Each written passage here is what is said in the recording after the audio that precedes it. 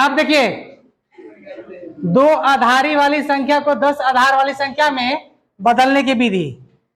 अब क्या है कि ये द्विआधारी संख्या है, इसको 10 आधार वाली संख्या में हम कैसे बदलेंगे? तो उसके लिए एक विधि है। क्या करेंगे, पहले हम लिखेंगे यहाँ पर कितना 1 है ना, तो लिखेंगे 1 मल्टीप्लाई 2, और इस पर देखिए कितना अंक है, 1 2 3 4 5 6 7। इस 1 पर 7 गो अंक आगे है, मतलब 7 डिजिट आगे है, तो इसका पावर हो जाएगा 7। फिर प्लस इसके बाद 0 है तो 0 लिखेंगे, गुने 2, इस पर कितना पावर है, इसको छोड़ के 1 2 3 4 5 6, तो हो जाएगा 6।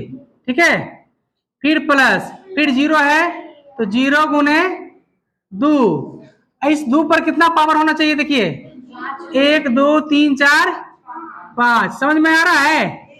प्लस फिर आया 1, इस 1 में कितना गुने 2 हो जाएगा ना, फिर इसमें कितना पावर होना चाहिए, 1 2 3 4, फिर प्लस कितना है, 0 है, 0 मल्टीप्लाई 2, इसका पावर कितना होना चाहिए, 1 2 3, जितना डिजिट है उतना पावर, प्लस फिर 0 है, 0 इंटू 2, और इस 0 पर कितना पावर है, 1 2, फिर कितना है, प्लस 1 मल्टीप्लाई 2, इस पर कितना पावर होगा, 1, अब फिर कितना बच गया, प्लस 1 गुने 2, इस पर कितना होगा, 0।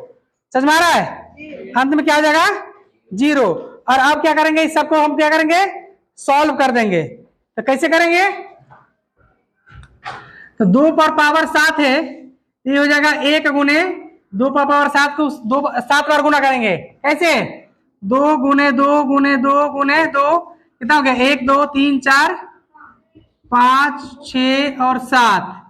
इसको यदि गुना करते हैं आप तो कितना होता है, 128 होता है, 14 नहीं। 2 दूना 4, दूना 8, दूना 16, दूना 32, दूना 64, दूना 128। समझ में आ रहा है? तो यहाँ पर कितना हो जाएगा, 128। और हम जानते हैं कि किसी भी संख्या को 0 से गुना करेंगे तो 0 ही आएगा, पावर कुछ भी रहे तो यहाँ पर तो 0 ही हो जाएगा।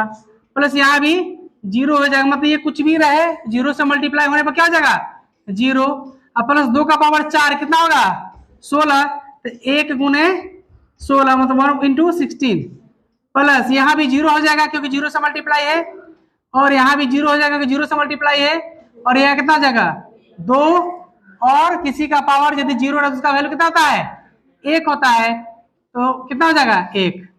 अब इस सबको जोड़ेंगे तो कितना आएगा, 128, 0 को तो छोड़ दीजिए, 16 प्लस 2 प्लस 1, तो कितना होगा, देखिए तो जोड़ के 2 1 और 2 3, 3 और 6 9 8 17,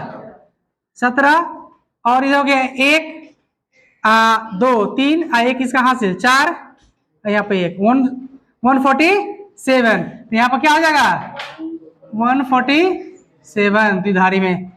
आया समझ में? बहुत आसान है। और इस टाइप के क्वेश्चन आप लोग बनाइएगा, हम देते हैं क्वेश्चन। Question number 2,